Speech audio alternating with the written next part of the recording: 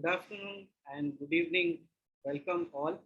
Today we have an interesting panel discussion and we have some wonderful women entrepreneurs and future tech leaders who are driving technology. On the eve of International Women's Day, we are having a panel discussion and the topic is Women Driving Future Tech. Let me introduce our panelists today and then we will get into the main panel discussion. So we have today our first panelist, Dr. Geetha Manjunath. Dr. Geetha Manjunath is the founder and CEO of NIRAMAI Health Analytics, which is developing a novel solution for detecting early stage breast cancer using machine learning. Geetha holds a PhD in computer science and management education from Kellogg's, Chicago, and has over 25 years of research expertise in IT industry and has proposed and led multiple research projects which has resulted in innovative prototype, patents, publications, new products, and national and international recognition. Dr. Geetha is an inventor of 18 US patents and has featured on the Forbes list of top 20 self-made women in 2020. Wow. NIRAMAI stands for Non-Invasive Risk Assessment with Machine Learning and Artificial Intelligence. Thank you, Deepak. It's a pleasure to be on the platform. Thank you. Welcome, Dr. Geetha. Shuchi, she is the CEO of Asian School of Cyber Laws. Shuchi is a language and mass communication background. She completed the BS 7799 certification as an internal lead auditor and developed a love for information security, digital evidence, and cyber law.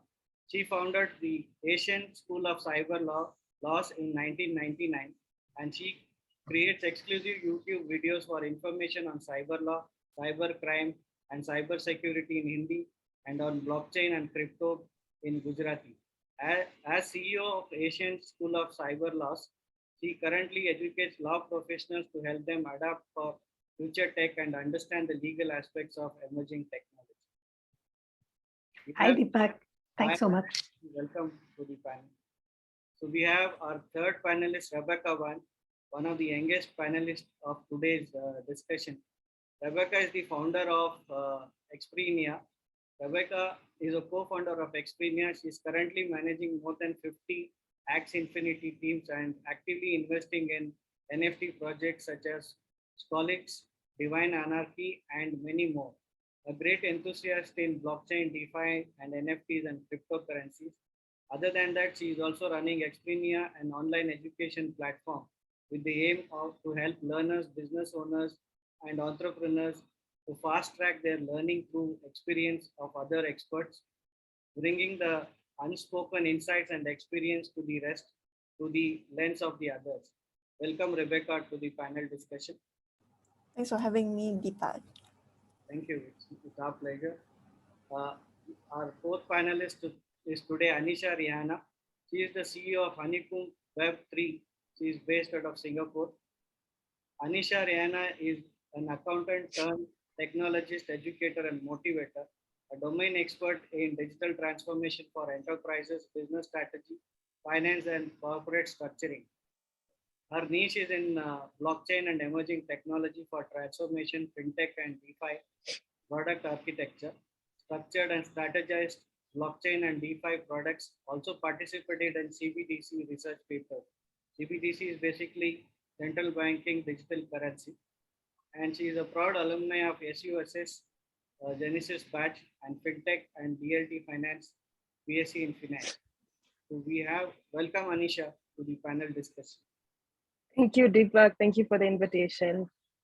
So we have one more panelist. She might join at a later stage. She is the founder of Social Pathashala. So she is a social media influencer, entrepreneur, and founder of Social Pathashala.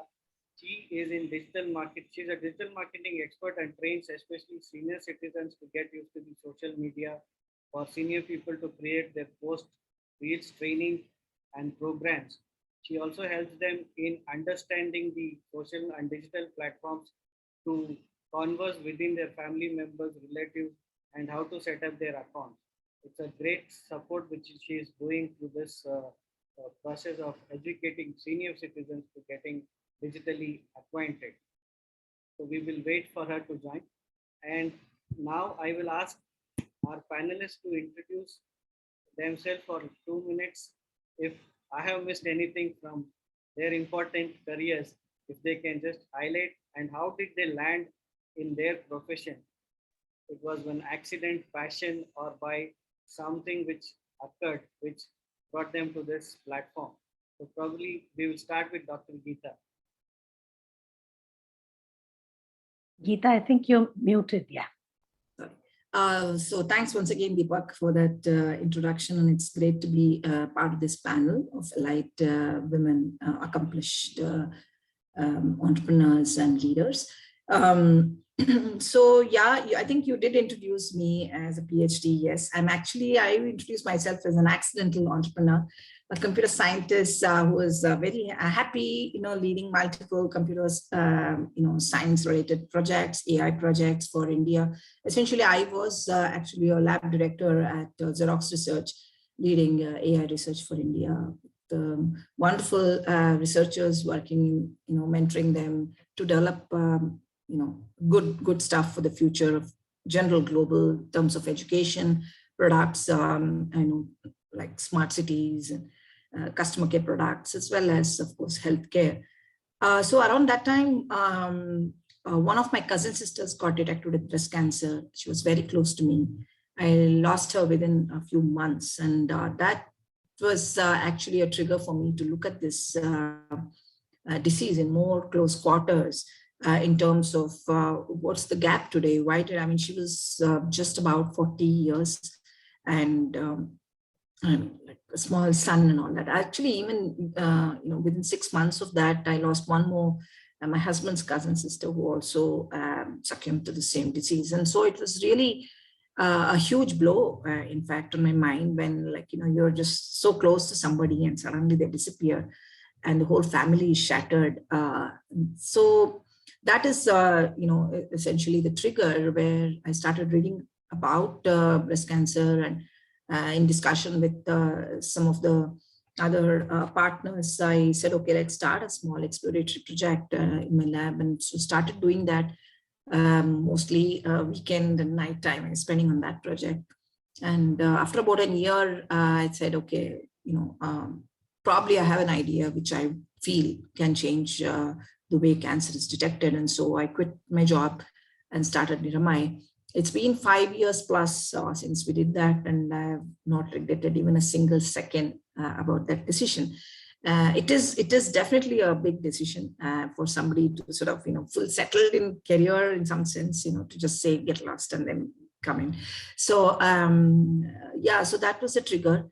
And it's really fulfilling to see how technology can really save lives by detecting early, because there is a huge gap in breast cancer detection seen where 680,000 women are dying every year around the world, and almost 15 to 20% of that, actually more than 50% of them are right in Asia, in Asian countries. So that's an issue when nobody needs to die of breast cancer. It's something that, people can get rid of very, very quickly and go back to normal life, but still we lose so many lives every year. And that is what we are attempting to change by enabling early screening methodology, which is non-contact, non-invasive, radiation-free, portable, affordable, and automated, so that we require less. It's more economic to buy the device and also run the device. Both OPEX and CAPEX is much less costly because it's portable. It can go to remote locations. In fact, we started private screening at home as well in COVID, and because it's just using temperature variations on the chest and using AI as primary modality and primary engine to actually say whether somebody's cancer or not, completely radiation free and safe. So it is currently considered as a breakthrough in breast cancer screening, and we've now obtained a regulatory clearance for Europe and Africa and Asia as well. We've started additional pilots and commercial installations, and of course in India, we have 100 plus installations in 19 cities and more than 50,000 women in Spain. So, it's great that you're doing this around the Women's Day. And, I just wanted to call out and say, yes, hey, women, please take care of your health, because your health is your family's health. And yeah, happy to talk more about this later. Thanks, Dr. Geetha, because I had initially worked on the similar technology which you have looked at. Unfortunately, we didn't go through that cycle. I understand the challenges which you are talking about. Sure. It's a great help to the women in detecting this at an early stage. And I also had a couple of family members who have recovered from this. And thanks a lot for that introduction. Now I'll move to Shuchi. Shuchi, if you can just help us introduce, and if I have missed anything in our introduction, you can just add on to that, and then we will move to the next part. Deepak, thanks so much for having me first. So very quickly, I wouldn't say accidental entrepreneur.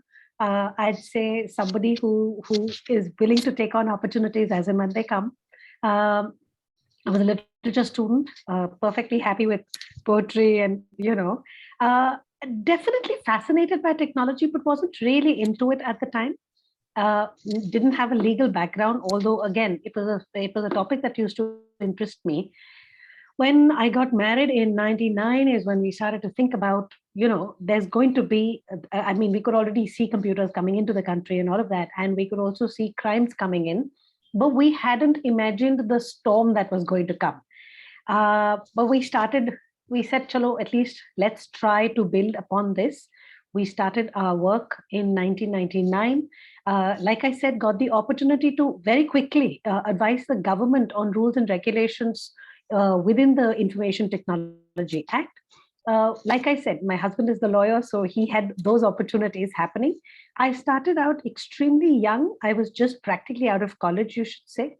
But on the other hand, I have grown in terms of learning different skills, different sets of things that you need to deal with as an entrepreneur. So all through that journey, I started to pick up information security. I started to understand what goes in, became a mom of 2 girls, and then came the fears of what happens if my kids go online, and what happens if they meet people who are inappropriate, what is the kind of data that needs to be put out. And that's when I started to actively work in actually spreading the word on cybersecurity, on these kind of issues. 2015, I took over as CEO, Asian School of Cyber Laws. By then, I had felt that we needed to move into the whole video field, because already I could see that people were losing interest in actually picking up a book and reading. So that's where I started leading it.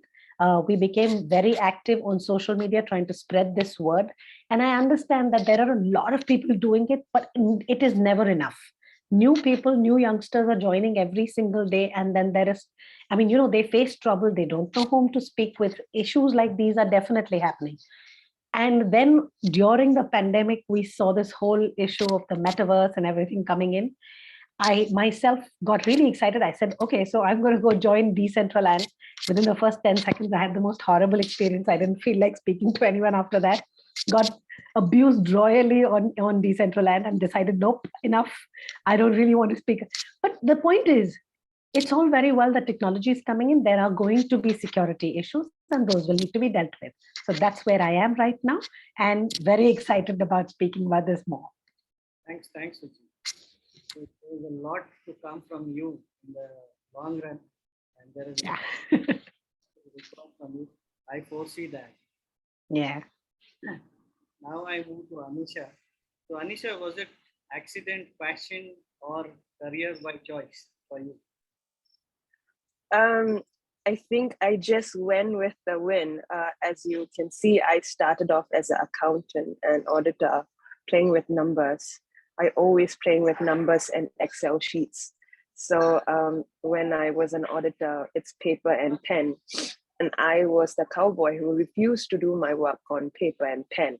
So when the rest of the company was on paper and pen, I would drop the Excel sheet and it's like, this is how you automate it. And that just became intuition. In Singapore, it's not easy to do your university full-time because we only had 4 universities. So it's very common to do it part-time. And when you do part-time, you usually work and study at the same time. And I started my degree post-marriage. So, and I took a very long time to complete it. I took about 5 years because, you know, family life comes into the way. You just, as a woman, for some reason, you just got to figure out how to weave in. So I was very lucky when 2016, 2017, I was on the third year of my BSc program. That's when my professor joined the university, Singapore University of Social Sciences. He's probably the first in the world who introduced blockchain, fintech, and digital currency formally into the university system. At that point, there were no textbooks. Our lecturers were the dean themselves. So the dean would pull out articles. These were articles written by the professor. They just took the chance of not wanting to wait to publish a textbook.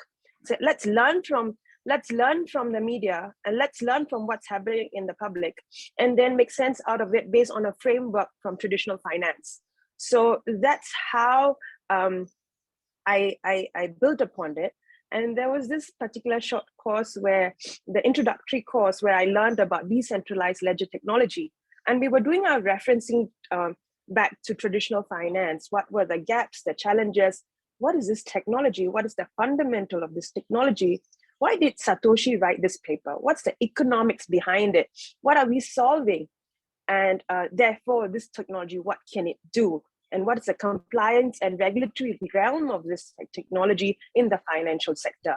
I was flawed. So because I was flawed for two things.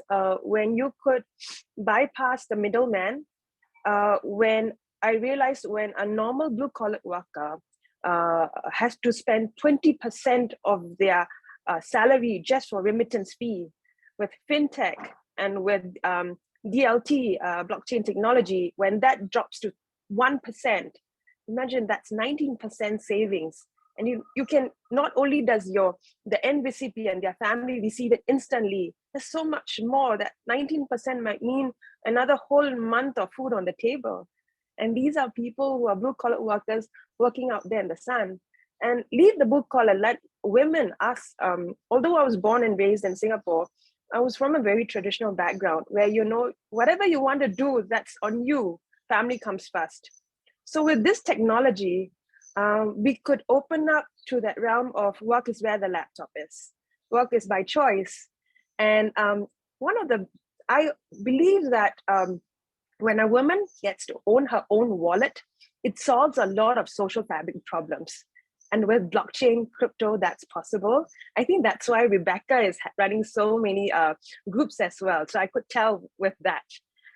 So that's the real story behind why I'm in this space. In the past 5 years, I've been playing around with many different structures. I built structures. My latest portfolio, which I exited, was creating two structures, one in the centralized realm of it, and the other one a decentralized realm. So I coupled it, and then we public listed. So I was done with the commercial element of it. I felt that this year was the right year where we start helping businesses, the small and medium enterprises, enter this realm, because the consumers have moved there, institutions have moved there, regulators are lining up. So now we've got to clean up the back office and teach how the businesses to move forward. So that's where I am. So I wouldn't say by accident, it was God's blessing being chosen, and he just somehow put me in the path and taught me all the lessons. So that's why I'm here where I am. And and I'm very happy to say that Honeycomb Vet 3, we walk the talk, and 50% of our staff are women. We've got so many interns, and we always invite women to come back. And interns doesn't mean freshers. It might be married women who have been off the chart for a long time. They want to come back and put their feet back into the industry. So we just pull them in and find something for them. So that's us. Great, Aneesha. I like that. Thank you. Is where the laptop is. I think Absolutely. that's the way the world has turned around in the last 2 years. So absolutely. Quickly move to Rebecca. So Rebecca, what was your journey into NFT, DeFi, and blockchain? Yeah, I think the three ladies actually cover a lot. I can actually resonate some of their backgrounds. So just a bit of background of myself, right? I'm actually from Malaysia, but now I've been based in Singapore for about a decade now.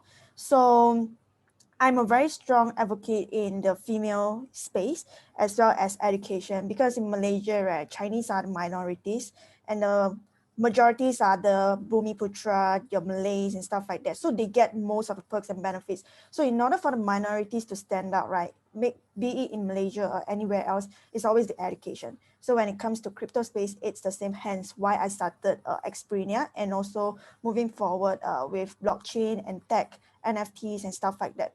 So how did I get into the blockchain space? I first discovered Bitcoin through dark web. So you guys most likely have heard of like Tor browser and stuff like that. So back then I was still I think I was like 13, 14. That was a long time ago, like 2010 or 2011, around that era. So back then there was no such thing as you can buy Bitcoin easily, or more convenient like what we have right now with all the exchanges. So back then my thought was like, oh, Bitcoin is for money laundering and black markets and stuff like that. But moving forward, this is what changes the whole world. Actually, it can be done a lot more. So my first encounter of like, I really go in depth and study about blockchain and stuff like that is when I first started working with one of my boutique consultancy firm. They help businesses to scale and structure mainly in Southeast Asia. So a lot of businesses back then, ICO was a thing. So now IDO is a thing. So that was when I discovered, hey, with tokens, they can actually raise funds and stuff like that. It is more in the digital world, but more transparent. So that's when I got very interested and I want to dabble into this space and find out more. So my very first NFT I bought was last year around May, June period. But my NFT wasn't like your profile picture type that you see on OpenSea and stuff like that, but for a game, which is Axie Infinity. So I started with Axie Infinity, where you need to buy like 3 Axies to start a game. So you need to pay upfront to start a game, and it's not cheap. I spent about like 9,000 Sing dollar back then for 2 teams. And back then was at that point when I bought it, it was very expensive. But now I think you can get it below like 2,000 Sing dollar or for a team. So that's how I started in the NFT space, and they have this like scholarship and manager program. So it runs similarly like in parallel like what we have in real life. Your scholars are like your employees. As a manager, you're like at the employer, so you need to manage your scholars and stuff like that, come out with incentives and stuff like that, make sure your talent retain and continue to work for you. Then slowly I feel that because my background in terms of studying is in econs and finance, I'm how to say, I'm very interested in the economic space, because whatever works, be it in finance or whatever, right? Economics is very important. So you can't have too much supply.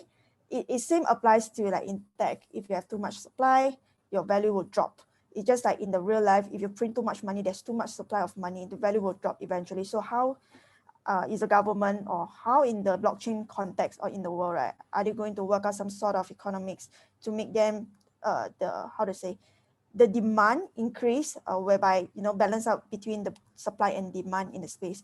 So moving forward, I feel that gaming is not very sustainable in the blockchain unless they fix the economic part.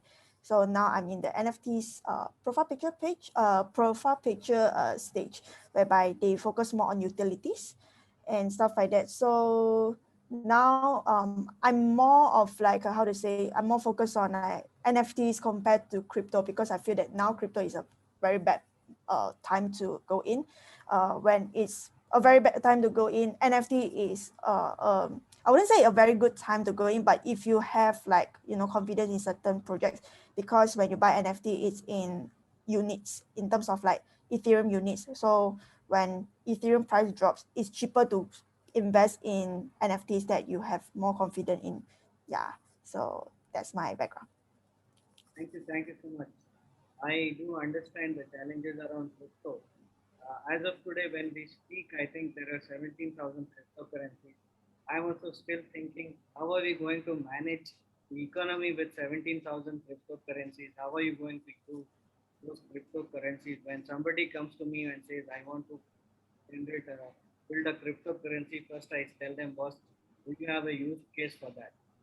You need to be in the top 10 in the use case, only then it will work. There are already 17,000 cryptocurrencies. How are you going to survive? So that is the first level which I try to educate them. And if you look at today, we have 4 currencies basically. You have the fiat currency, you have the cryptocurrency, you have the stable coin, then you have the CBDC which is coming up. Among these four, how are you going to transact and do economics? I still don't understand. I think only two will survive at the end of the day. And most probably we'll see this in the next couple of years. The clarity around which coins or which crypto, which currency will stay. And thanks for all of you. And all of you are women entrepreneurs. So in my book, we coined a special word for women entrepreneurs. And that word is called shepreneurs. Shepreneurs. So all women entrepreneurs, we coined the first word in English dictionary as dedicated to all the women entrepreneurs on the globe. And we dedicated this word as shepreneurs. So I am very happy to start the main topic. My first question is to Dr. Geetha. So, Dr. Geetha, how does the AI technology help in early detection? And the second follow-up question to that is, how does one come to know that they have to come for a test? Okay, with respect to breast cancer screening, right? Sure. So, if you look at the current scene of breast cancer, and I talked about how big the problem itself is, 90,000 women dying in India and 680,000 women dying in the world every year. You need to look at methods which can do early detection, right? And the default method that most people are aware of is what is called as mammography, which is an X-ray of the breast. So where the breast is pulled and put between two plates, and there's compression, and X-rays are passed, and then high density or suspiciously looking high density lesions, are called out as possible cancers, which are finally checked on ultrasound and then on biopsy to get the confirmation whether it's malignant or not malignant, that is benign or malignant. So this is the normal standard process. But what happens is that if you're looking for cancer using density differences, then it doesn't work on more than half of the women because they have what is called as dense breast. The whole breast appears white because there's more fibroglandular tissue. And so when you actually do an X-ray, the whole breast appears white and you're trying to find a white spot, which is not possible. So the physics limitation of, ability to find cancer in a dense breast woman using X-rays is what is making mammography not good enough for many women. Now, which are the women who have dense breasts? It's not a problem. It's just a structure of the body. Almost all women under 45 years have dense breasts. Almost more than 50% of the ladies above 45 have dense breasts. So that is where the problem starts, that there is no good test today, standard test today for screening women with dense breasts. And then when you consider mammography, it is not even affordable and accessible for many, many countries, right? We talked about before. So that is why where we started was to look at another type of modality, which is not using density differences. And that was thermal imaging. And I looked up and then saw in the literature that people have tried to use thermal imaging for breast cancer screening. I was wondering, why is it not used in our hospitals today? Because it's excellent, like nobody touches the person, there's no radiation, it all seems good. The problem was there's a huge controversy on use of thermal imaging because it's extremely subjective. If you take an image, you're looking at a color image which is representing 400,000 temperature points. It's humanly impossible to just sort of with bare eyes or with specs or whatever, figure out, the isotherms and the shape of the different thermal patterns and so on. It's impossible visually to see more than 2,000 colors. I mean, we're talking about that, right? So, that's where exactly the AI comes into the picture, right? So I said, why not look at machine learning and see if there are certain patterns which are detectable using certain data type patterns, image like patterns, and so on, right? So that is what is the main innovation, which is enabling early detection from thermal imaging. And without AI, it's really not that usable, though of course there are some 500 doctors who are using it. It can only give a minor indication, but adding AI to it, we show that it is 70% higher positive predictive value than visual analysis. And that is an amazing result, which as a techie, I feel like, yeah, AI can make a difference. And we all know that, pattern-based analysis is actually sort of really doable if you actually model it well in using machine learning. And so that is what we are looking at. So sometimes, for certain type of analysis, we look at it as a thermal image and this black and white or color heat map. In certain type of analysis, we look at the raw temperature values and try to sort of model it in a temperature domain. And also we've looked at several literature to actually craft about 117 different semantic features which also go into this model. So using all of it, we actually sort of build a machine learning, basically a probability and statistics model, which generates a score which indicates whether that there is an abnormality and what is the probability that it is actually cancer, right? So because it is automated, there is no subjectivity. Whoever does it, give the same answer or roughly the same answer. And so now you can bring down the skill level for doing this test also, right? Any simple, as I mentioned, any simple girl or a female can actually take up and then do the screening. So that is where it helps. So analyzing 4 lakh temperature points to say exactly where is the cancer, and doing it in a way that it is much more accurate than mammography. And that's the, really the icing on the cake, because it's not enough to just build a model. You have to prove that it is proof to yourself. If I have to release a test saying that you use this instead of mammography, or, it really has to be as accurate or more accurate than mammography. And that is something we were able to prove with top reputed radiologists working with us in a blinded fashion, right?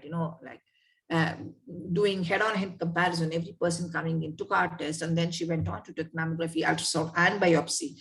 And then we compared the two, in a very, very blinded fashion. And we have multiple external publications, peer-reviewed journals, which show that the accuracy of what we have done, been able to do. That's why we call it thermal analytics. It's not just thermography. It's not just thermal imaging, because people get very confused. Adding an ML onto it, adding an AI model onto it is the one which makes it really possible in our case. And so that is really a game changer, use case of AI as we see it. Is there a particular age category where the number of cases are more? Right. So from a statistics standpoint, especially in countries, Asian countries, almost 50% of the ladies are under 50 years when they get their cancer, right? And also this number is increasing over time. That is basically younger age group.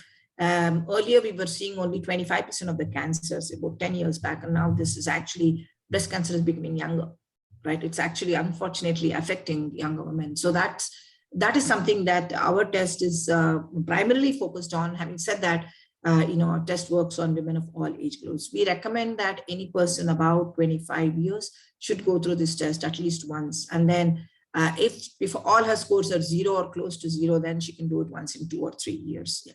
But ideally, every year is what is recommended. And is there any reason why it is increasing in the women in the age category 25 plus? What I'm saying is, yes. So we look at, so it's now between 25 and 75, right? You can, in terms of just risk computation based on factors and so on, it's usually seen above 50 years. So that is how the thing, it used to be 75% of the people used to be above 50. Now this age is coming down. I'm not saying that anyone in 25 will get, it's still the risk of cancer is higher above 50 years. Having said that, almost 50% of the ladies are under 50 as well. So, there is equal. It's not just based on age. The risk factor is also based on whether, how early did she have her baby, basically the first baby, whether she breastfed her baby. Also hereditary factors such as some of the DNA markers called BRCA genes and another set of genes. If they have, then there's about 10 to 20% chances. If she's post or premenopause. So several of these factors go into the risk computation. So glad you asked me. So there's another machine learning based AI tool that we have developed free, right, for everyone to try it out as to just assess their risk to breast cancer, right? It's available from NIRAMAI.com, and anyone can come in, key in their values, and then this is proven risk, right? We've actually tested on 1.5 billion data samples to say that it is actually giving much better risk assessment as much as possible. Like it's as good as the data you give, but yeah. But adding thermal imaging, it's a very, very accurate prediction of the current state or future state of cancer risk. Any spread between the rural and urban women? Is there any? So typically it does vary with respect to stress. So we do see more cases in urban. Statistically also, urban areas have been found to have more. And there's also, it's all based on available statistics. Sometimes cancer, people dying with cancer, they don't log as that as well. So several of the social factors one needs to worry about.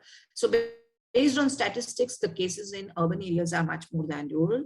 And also like certain states such as Northeast and Kerala, and these states in India, for example, have higher risk compared to several other states we talk about. But honestly, anyone can get this. It's nothing to do with like, what age, which location and so on. Anyone can get it. Worldwide is 1 in 12 women can get, breast cancer. It's as common as that. And so it's really important for people to know that it is one of the top cancers in women. More than 26%, 28% of all cancers is this. The other cancers to be like much smaller. Cervical is the next one. So I think when we talk about women health, breast health and cervical cancer health, basically cervix health is most important, and these are mostly in women, right? So that's the other aspect. Lung cancer is another third cancer which comes both for male and female. And the best part, I guess, is the breast cancer is the most curable of all the cancers. The lady can simply go back to job, go back to normal work. And I have met, been fortunate to meet survivors, we call it fighters, who are 30 years they have been living after breast cancer. It's really possible to be like normal. So many times you don't even know, right? That is definitely possible. Only thing is early detection, right? If everyone comes in stage 3, stage 4, that is an issue with 50% chance of survival. Thank you so much for those insights. I think it is a wonderful work which you have been doing and solving a major problem where women are facing today. And on this special occasion, I think I personally thank you for the efforts which NIRAMAI and your team is doing. Thanks. So Thanks, Deepak. Thanks a lot. I will go to the next panelist. Sure. The next question is for you. With the fast-paced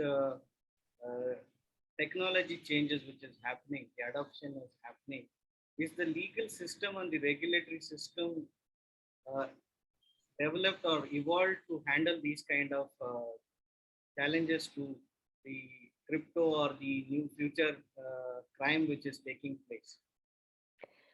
So Deepak, okay, let's put it this way. One, technology changes really quickly, right? The law, unfortunately, is placed in such a way that it's always meant to play catch up. All right. So when computer crime came in, we had the same kind of an issue where they developed laws. But if you realize, I mean, those laws needed to be redeveloped time and time again, because people and technology combined came up with newer ideas of how to commit crimes and how to defraud people. That's one. The second part of it, I would say, is the human weak link, so to speak. In any crime, wherever you see it, it's usually human greed or human weakness which causes or helps that crime to be committed, right? Unfortunately, the law can't deal with it. That's another part of it. The law can only say, please learn, please understand. That's the maximum it can do. But beyond that, it comes to a point of the crime has already happened. Now let's learn how to report it, how to deal with it, how to investigate, all of that, right? So yes, as far as future tech is concerned, with new metaverses coming up, with new, so everything, I'm not saying that there are not laws to deal with it, okay?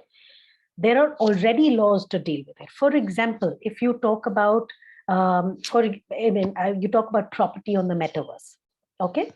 It's not going to go under property laws. It is going to go under computer laws of different countries, right?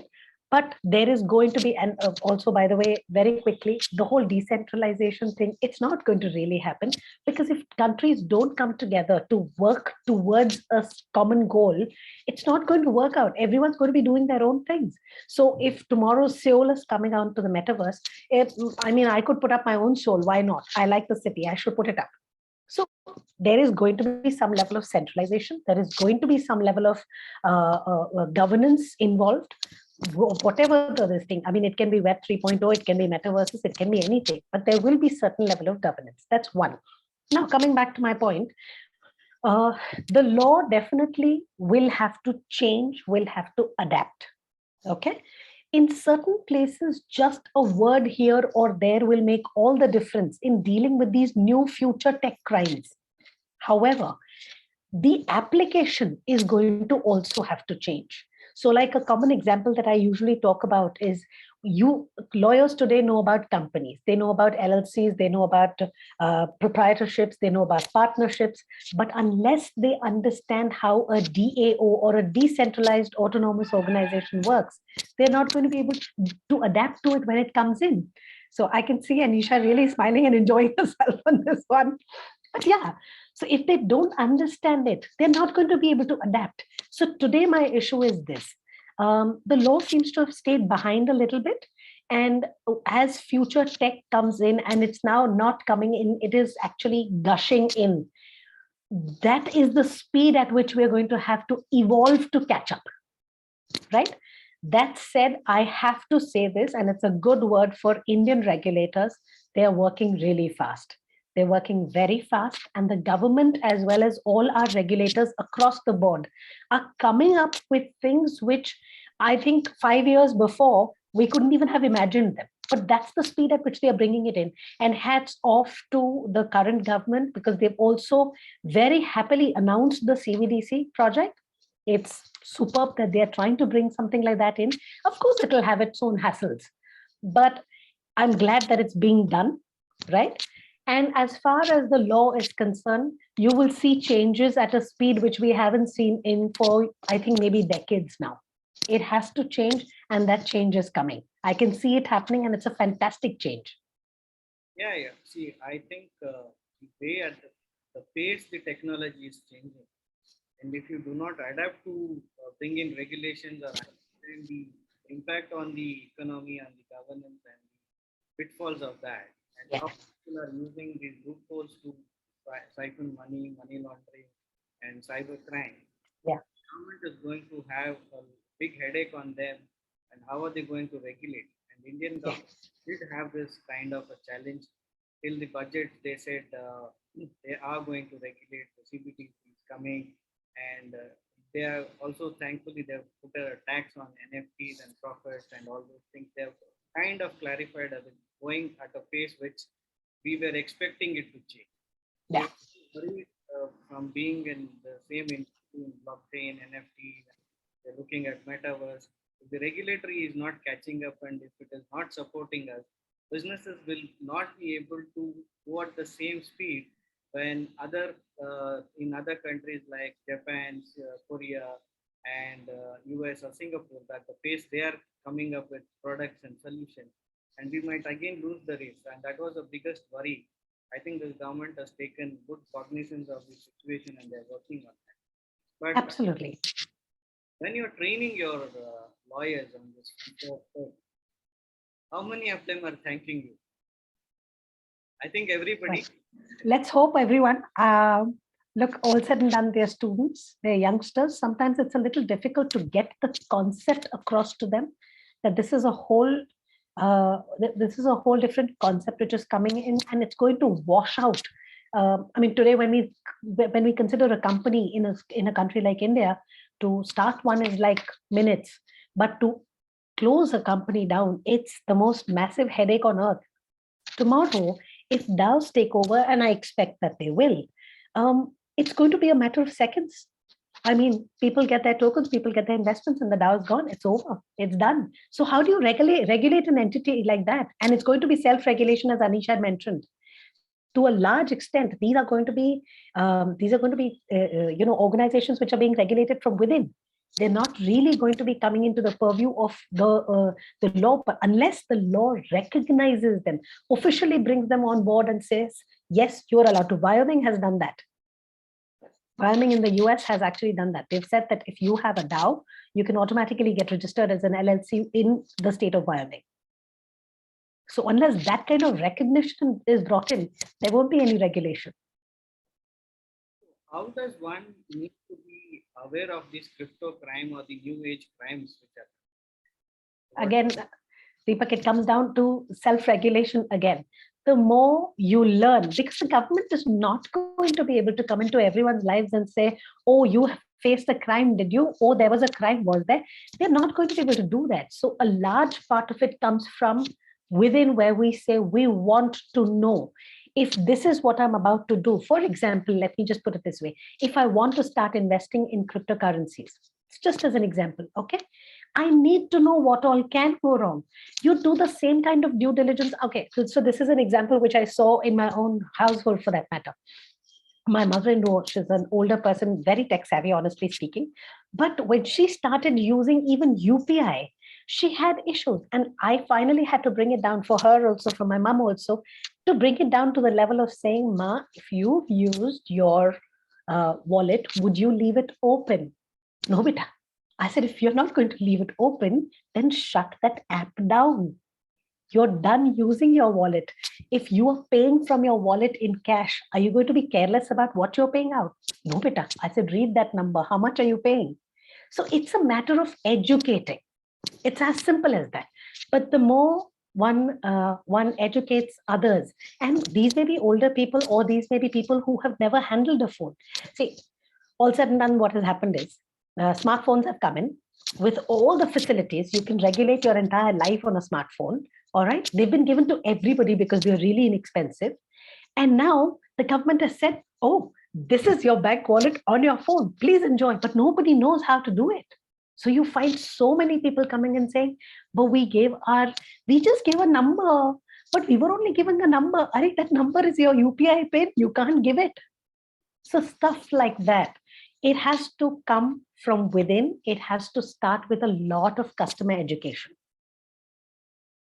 Yeah. Because I was reading crypto crime report yesterday night. Just getting prepared for this. This was pending for a couple of days because of travel. I didn't. What starts is the kind of crime, the top 3 crimes. I'm just going to read it out. So there's been cryptocurrency in crime which has gone to the illicit addresses. Okay, so that volume itself is around $14 billion. Yeah. The 3 categories mainly are scams and then stolen funds. So people who have cryptocurrencies, they should be aware of how people can steal their currency from their wallet, and the darknet market. Of course. So these are some of the things. I think self-education is most important. Absolutely. Do not self-educate. I think one of the panelists, Rebecca, is doing educating. You are educating. And all of us need to learn and be aware what not to do, then what we should do. We should also know the do's and don'ts. If we have to live with the new crypto economy or the digital economy.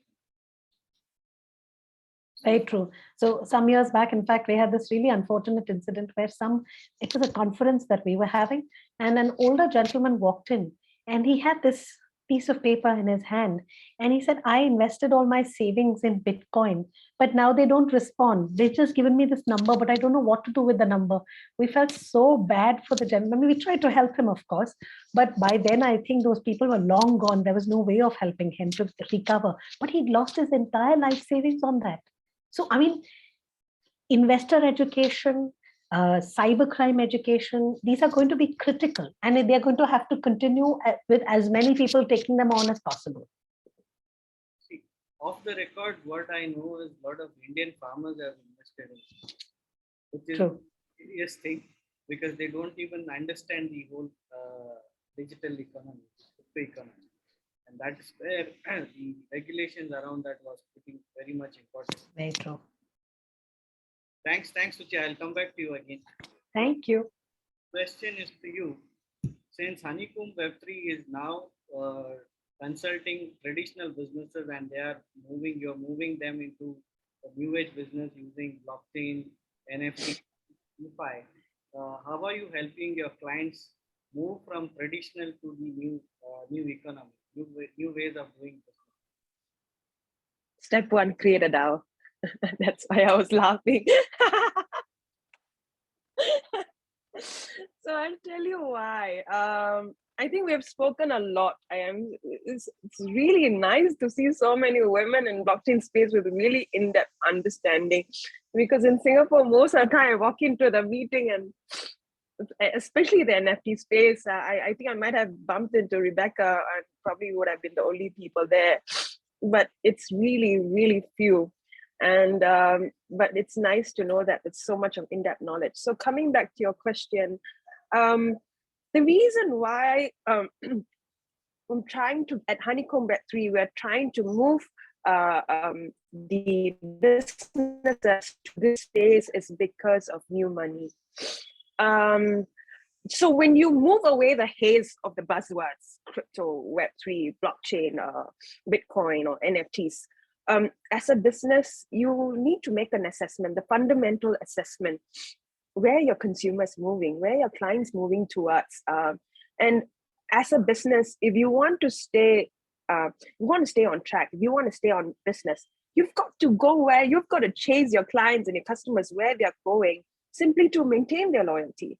If you're going to be, steadfast and said, no, I'm going to stand here, unless you're such a well-reputed brand who has a niche in its traditional way of business offering, it's only right that you move where your consumers move. When consumers' behavior changes in terms of how distribution happens, where the people are, who are the new stakeholders, who has left, and how now can you execute your business? Are there new business channels? Are there new business revenue models?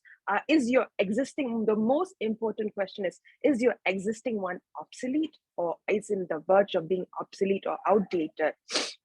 Then you are in a position of questioning yourself as a business. Is it time to innovate?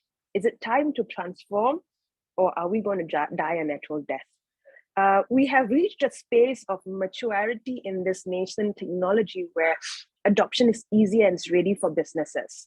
The reason being is that thanks to COVID, and I know we've seen so much of negativity in COVID, but one good thing that came out of COVID was this accelerated push for digital adoption. When I used to preach, work is where the laptop is, everybody's like, no, that doesn't do. But now everybody understands that's a better way, or that's possible. So 2020, with COVID, we saw accelerated adoption with consumers, B2C. Last year, we saw accelerated adoption with institutions. And this year, we are seeing regulators and regulated entities coming on board. So in terms of the framework in the stakeholders, it's layering up. So now, what happened with this layering is that, so B2C money, B2B money, then you've got government governance and regulators coming on board, creating high-five framework. We call it the hybrid finance frameworks. So when this is all aligned, there's this huge money pool, market capitalization available in the crypto realm. At this point, as we speak, that's $1.7 billion in crypto. Not talking about that 17,000 most often within the top 10 crypto where they're using for mode of payment. And they do not want to move back to fiat because they understand the benefits of remaining and keeping it in crypto. And there's massive amount of new investors sitting on crypto. As a business, if you want to raise funds, as a business, you want to look for new business channels. That is an open, buffet. So when you want to launch a business, you want to launch a company on blockchain, what do? Incorporate a company on blockchain. That's the DAO. So at Honeycomb Web3, step one, we first incorporate your company, or we launch a company on blockchain via DAO format. We teach you what are the different digital assets. How do we now convert or transform your business that's suitable for the blockchain space in terms of your digital asset? What is the utility, and how can we align your business offering, your traditional business offering, to the blockchain realm and open up something new or improve the existing business? So remember what I said. We are not pushing businesses to go into go in blindly or something that they've never touched. It's about holding the core of your business, holding your core offering, and slowly weaving into what you can offer into this space in order to tap into the market capitalization of this space. So that's what we do at Honeycomb Web3, because at the end of the day, the jargons can mean many things, but you cannot lose your soul. I think that's what Deepak, you also consult, and I think Shuchi, you also consult the same. We all consult the same. As a person, as a business entity, what is your soul? What's your proposition? If your proposition has been XYZ for 20 years, now let's look at how we can bring that on board to the blockchain realm, to the metaverse. I'm not going to say, okay, let's do a 180 flip. No, it's about bringing your heart and soul of the company, the brand, into the blockchain realm. So that's what we do. And of course, in order to achieve that, awareness, education is so important, not only for the consumers, but the back office. Businesses, the business stakeholders need to understand the importance of digitalization, how the operations must convert into a data-driven company in order to efficiently be on the blockchain realm. You cannot be a manual company and want to go into the blockchain space. It does not work that way. So in actual fact, we are doing extremely big heavy lifting. Therefore, that's why we form a lot of partnerships, because we need to educate the businesses. We need to transform their operations and processes, and also advise them how to move into this space. So it's like a mammoth. It's like saving the world. I know the effort of educating. When you're talking to anybody due to these jargons, it is literally you have to sit and educate like a school child and making them understand how far the technology is already moved and how much time they've already lost. And I think it's a massive responsibility on all of us who are driving blockchain, AI, ML, NFT, DeFi. I think we have a lot of responsibilities on our shoulders. Coming back to the fintech world, which is looking at your background in the accounts and traditional finance, how is DeFi going to change the whole business situation? Because you are not going to have the banks for lending, and what are the challenges where one has to be aware of when you are getting into the DeFi ecosystem? So I agree with what Shuchi said, because I'm fundamentally an auditor and accountant first who understand compliance and regulations. This word of crypto, DeFi, is loosely used in the public. What the masses mention as DeFi is not suitable, might not be suitable for the masses. Simply put, because this technology is too powerful. And just like what Spider-Man says, with great power comes great responsibility. You need to have that responsibility to use this technology wisely. Therefore, yes, you understand how raw this technology can get, what this technology can do in its rawest form. Then you start putting up boxes of, I would call, security of safe havens, so that the common masses do not get tripped easily. So we're not trying to take away their rights, but instead ethically putting them into safe zones, or boxing up what are the high risk zones of this structure. I'm a firm believer in HiFi technology. We call that hybrid finance. So a fully decentralized technology is something that is a good theory for scalability and sustainability. I put my dollar down on hybrid finance. Thank you so much, Aneesha. I'll come back to you. I'll move to Rebecca. We've been with you for long now.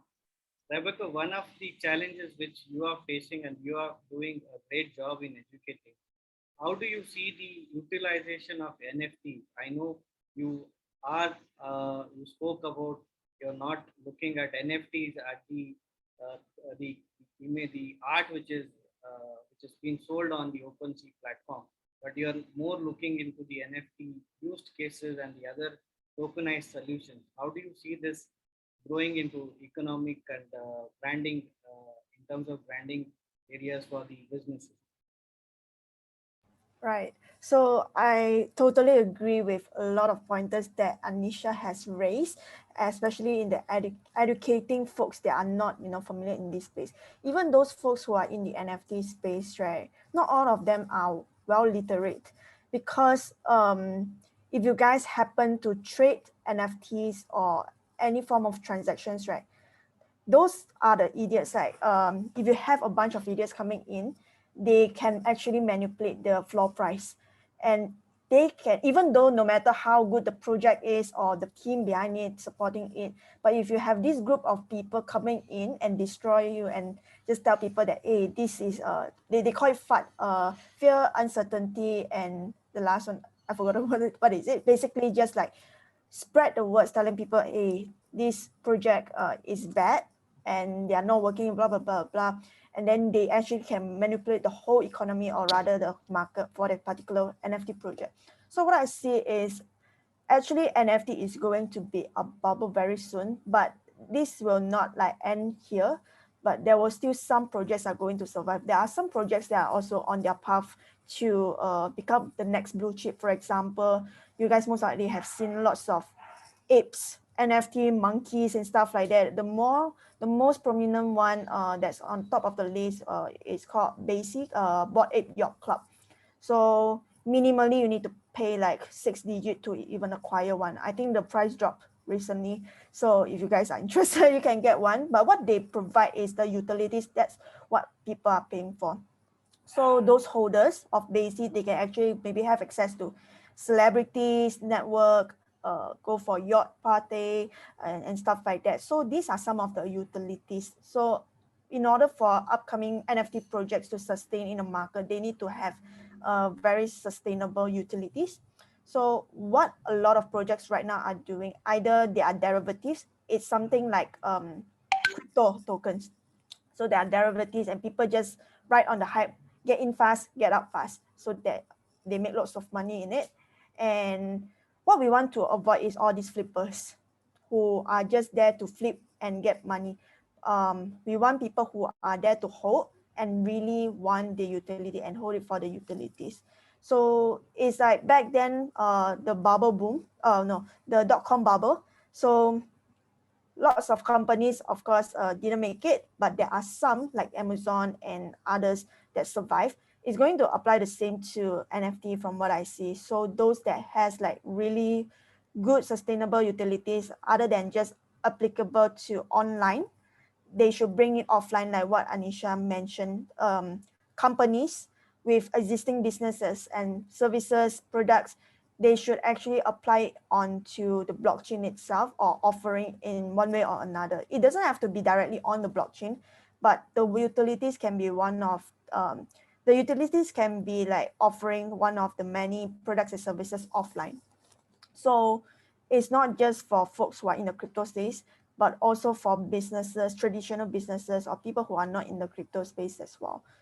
Yeah. But right now, what is lacking of is bringing majority of the offline utilities to this space.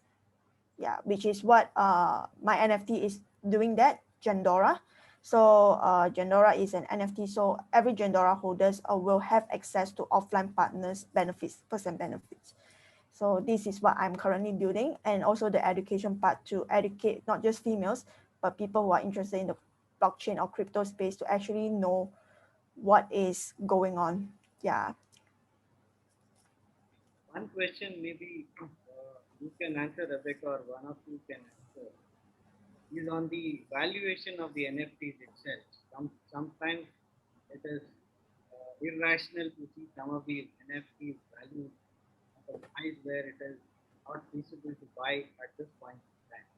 How does one look at that valuation itself? In terms of valuation, it's a bit tricky. So that boils back down to the team behind, who's supporting it, who's backing it, especially the project. So for example, YGG is a very big guild. It's backed by lots of VCs, lots of investors. So they also support like Axie Infinity, the game itself. So if you were to say how many P2E games can actually survive in the NFT space, if you were to compare to Axie Infinity, it's a bit tough because Axie Infinity has a lot more money to burn. Now it's just a matter of time. How are they going to fix the economy of the game? And then, or how long can they burn the money? Yeah. So I think looking at the project itself, who's backing it, who are the team behind, and then the economy, tokenomics, and all this stuff should come into play to determine how sustainable it is. Yeah. Now, coming back to Shuchi, can you clarify this smart contract and the contract? I think this is some confusion between for people to adapt. And when you use the word smart contract, everybody gets confused. Okay, so very quickly, in very, very simple terms, one is a legal thing, one is a technology. It's as simple as that. Okay. When you talk about e-contracts are contracts most definitely. They're legal agreements. They're created online, you could say, and they're digitally signed, and that's where it ends. However, when these need to be implemented like regular contracts, they have to be implemented by a centralized authority. So the government of a nation would say, this is a contract within our land, and hence it needs to be implemented, it needs to be executed, and needs to be brought through by both parties who have agreed to it. That's one aspect of it. Smart contracts, on the other hand, are basically it's a technology, right? That technology is going to, it does not require a centralized authority saying, now let's do this. By this contract, this needs to be done, let's get it done. Nobody needs to say that. They're basically terms that are put in. Okay, so it's like you could say it's like a program that is coded from before. It is written in such a way that certain triggers will set off certain different actions. Now, one example which we love to take on is, for example, if you've got flight insurance, and flight insurance says that if your flight is delayed by so and so time, say about within a certain amount of time, you get a certain amount. All right. And now this is coded into a smart contract, and that smart contract is running in the background. It will get the information from the flight, say whatever, Oracle or whatever. Okay, it'll get that information, and without having the flight authorities involved. Currently, what do? We have to apply, right? Without having the flight authorities involved, if it goes beyond a certain amount of time, it will automatically disburse that amount to the person who holds that insurance. It's as simple as that. And one technology, one legal document. That is it. That's the only difference between the two. Yeah, thanks for clarifying it, because we were doing a program on certified blockchain. One of the they were asking same question and again, and we just said one is technology, one is regulator. Just wanted to have our audience who are going to listen to this recording later on, the difference between a contract and a legal contract and a smart contract. So it sort of actually smart contracts sort of come into the whole AI space also, where a certain event will trigger a certain action which is consequent upon that trigger to start happening automatically. You do not really need to get involved. Yeah, and it helps the payments actually. Absolutely. The dispute, the delays on the payments, if you smart contracts when you're building your business cases, right? Absolutely. Your business from traditional business to digital business, I think the businesses will get paid faster on time. Actually. That is true. That is true. It does take away, honestly speaking, if you talk about business, it does take away some amount of autonomy from the business. I mean, in the sense where I'm not saying delayed payments, but I'm saying that certain businesses have that information, that we will make the payment. And then there is the human aspect of it, where there is the internal understanding. My business is going through a little bit of a rough patch. Can we please take a few extra days. That may not be allowed in the smart contract situation, right? But well, so be it. You're absolutely right. For a more efficient running of the business, they definitely make sense. Yeah, I think we are having a very interesting conversation. I think it's very, very exciting, and we can go on. In the interest of time, I would like to ask you more questions. So, Dr. Geetha, what was the challenge when you when you thought about moving to this new age, starting on your own? Because it was not easy. You had a good career, you were well recognized in the organization and industry. To take you that plunge, and what are the challenges you faced, that mindset shift that you have to start, and you shifted. You definitely gave some of the reasons which triggered, but other than that, what were the challenges? How did you come over these challenges? Yeah, sure. I think one of the biggest one, especially for people who have worked many years in a corporate world and want to just start off, right? It was a revelation for me what brand can do. Literally, going with a Xerox or an HP band, wherever I was, of course, got me different kind of friends and different kind of partnerships, as opposed to somebody who's sort of, literally on the road and trying to say, I want to save lives and hear me kind of thing. Right? So that was, I think, one of the main brutal shocks, that I had to personally kind of face. And in general, I think, people need to have a mindset of a lot of patience, perseverance when you're trying to do something, when you want to sort of, try to change the way,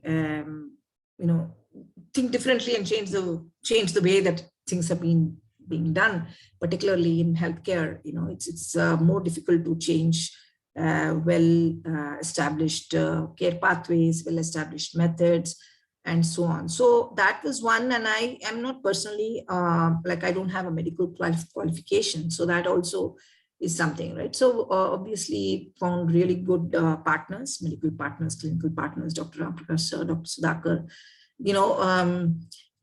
who have been a great strength of information and strength, moral support as well in trying to take this into doing the on-the-ground clinical studies that's needed to get the acceptance done. So I think getting the acceptance from the clinical team to even put up a machine to start doing the initial study, right? Was not so easy. But they said, okay, go try it. As long as I'm not going to give you a report to the patient, I'm fine. So that's where we started off. And then now we have, people ask me just now, I was checking, I asked you to put 25 machines, why have we put only 15? That's a good good problem to have, right? So that is where we've come. And so, and it's not like magic that you'll get acceptance. It's not really sales or business development stuff. It's really about scientific provenance, scientific proofs and clinical studies that only can, get you more.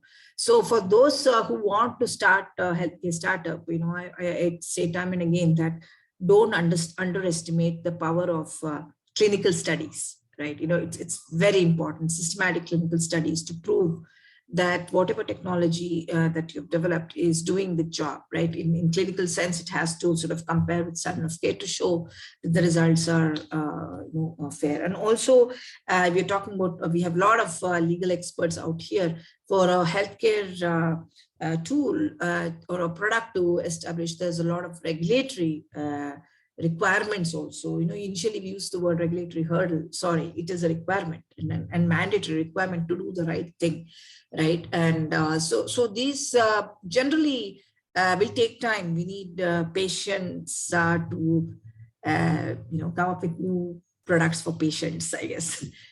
So that's a big learning, but it's fun as well because it's like trekking or mountaineering, right? You really, if it's a very, very well sorted, tarred road and all that, there's less fun in trekking than really when you have to cut the weeds and move forward. So that's what it is. I personally agree to that because my personal journey into entrepreneurship has been though I have not been seen the end of the road like the daylight which you have seen, but I have seen the health integration. My whole idea was to integrate all the processes Sure.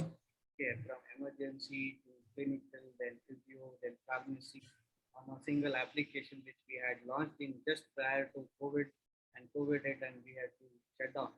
So, and before COVID, I went and told the hospital that it's prepared for any kind of a pandemic situation. I didn't use the word pandemic, that's it.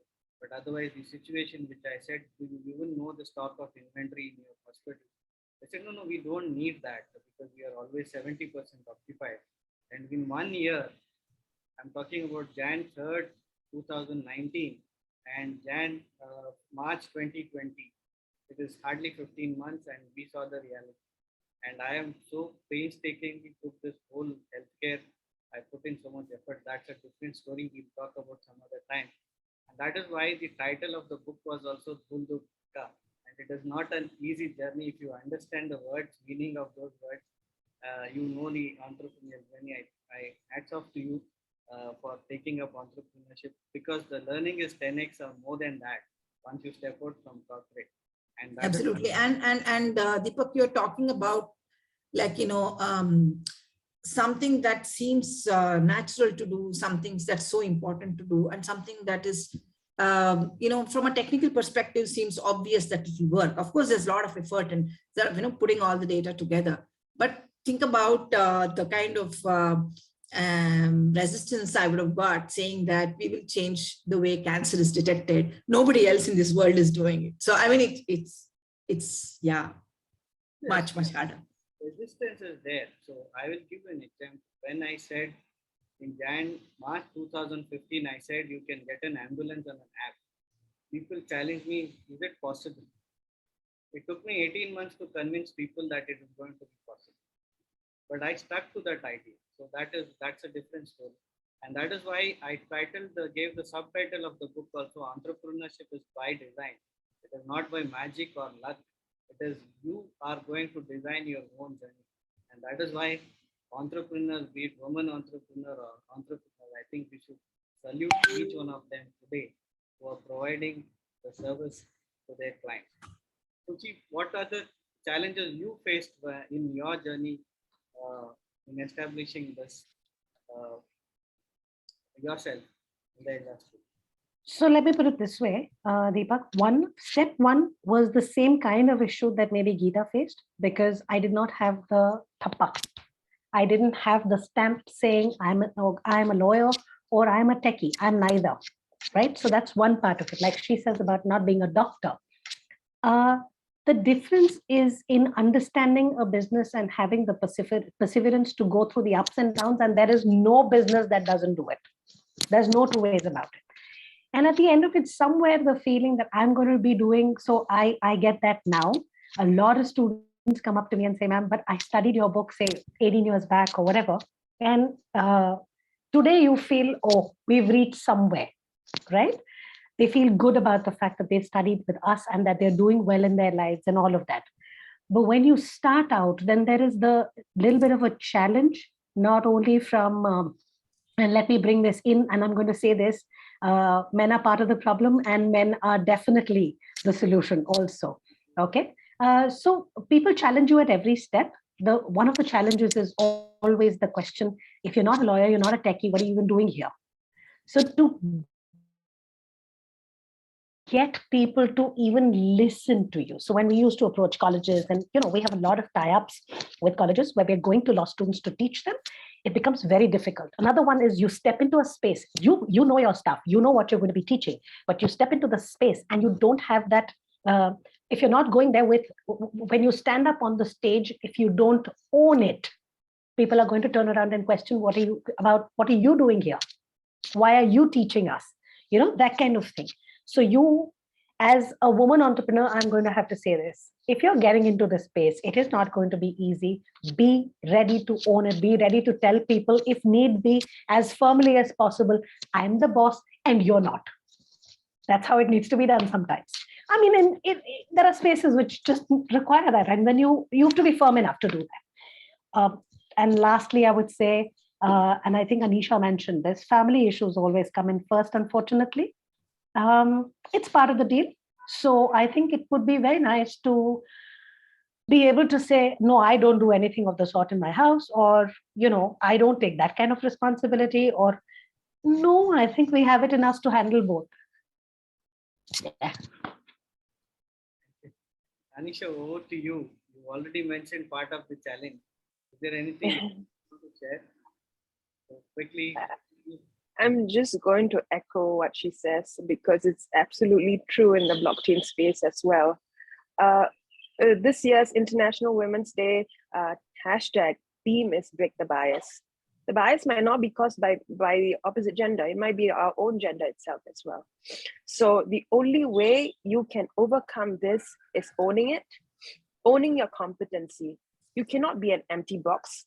Neither can you be unethical and try to use this to your advantage, or very unethically said, I'm a woman, please. No, that doesn't work. It might open some doors, but you need to prove your competency and be compassionate, because I think as a gender where we have the ability to see a broad spectrum and not in a very siloed manner, being compassionate and understanding the abstract realm is going to put you in a very unique space that many others might not have. So that's two. And the third thing is, I believe that if you don't try, you don't know. So get rid of the buzzwords. If you have your purpose and your intent right, whatever that may come, just say, bring it on. And I didn't have a very supportive family life. So, and I said, okay, fine, I'm going to choose my happiness first. My purpose and intent is right. So if it has to shatter some relationships and start anew because I want to be selfless, so be it. So once again, just boils down to how you evolve as a person and what is your intent and your purpose, regardless of the gender lens. Yes, that's all. I summarized to that comfort zone diagram where we all see that. I think that is also part of somewhere in my book. Women have to just step out of that comfort zone, step into the fear zone and the learning zone. That is where the growth will automatically happen. And sometimes men will support you, sometimes men will not support you. Maybe your family will support you, will not support you. But it is your vision, your attitude, what you want to be. Nobody can change that. And if you take the step, and you will achieve it. And that's why I am passionate to drive women entrepreneurship and support them, whoever they are. Coming back to Rebecca, your challenges, if you can share a little bit of your experiences, what your food. Sure. So I think both like the ladies actually cover quite a lot, like what I wanted to say. It's very important, especially in this space. And I can say like every time I go to Discord servers, or Twitter or whatever, when it comes to the community itself in NFT space, it's like there's only like 1 out of 10 are females. So, and the thing is, it is very important to get themselves educated, because when you go in and like what Shuchi say, if you go there and stand on the stage and you don't show that people you actually know your stuff, you are going to get shot in the foot. So this is one. And secondly, I myself, I experienced like challenges before as a female, as well as being young in this space, because there are lots of people who will tell you like, okay, because you're a female and plus young, why should I listen to you, especially when I'm running my own business. Same goes in the space. As me and my sis actually start this like NFT project, and there are people coming to her privately and tell her what she needs to do, what are the changes she needs to make in the Discord server or even to the project. Then I ask her, you need to be firm and tell him that who's the boss. Remind him who is the boss here, and who is he to tell you when he's just like first day helping you out, testing this and that for you. As in, he applied as a moderator for the server, and he wants so many changes. But we have been in this space for like long enough to know what is going on. So we need, first thing first, we need to be firm and remind people who is the boss. Okay, despite gender, age, or race, or whatever it is. Because if when people tell you what to do and you do what people ask you to do it, that's when you lose respect, especially in this space where it's so male dominated. Yeah, so I think get yourself educated, and also be firm in your own words and remind them who is the boss if you're running something. Yeah, I think these are the few things I learned throughout my journey as running my own business. It's not just in the tech space, but also in my edutech space back then. Yeah. I think it's an interesting conversation. I am not going to extend beyond this. I think we can go on talking, and it's been a fantastic journey listening to all our panelists. I like your attitude, your passion, the way you have faced challenges, and the way you have come up with solutions serving clients and the society and the economy itself. It's a great pleasure in hosting this panel discussion today. One of the reasons why I chose the topic itself was I knew it was a male-dominated society and the domain. I wanted to show people that women can drive future tech. And today we have set that example. All four of you have shown that why women are important in driving tech as well as the economy. Thank you, and hats off to you, of each one of you.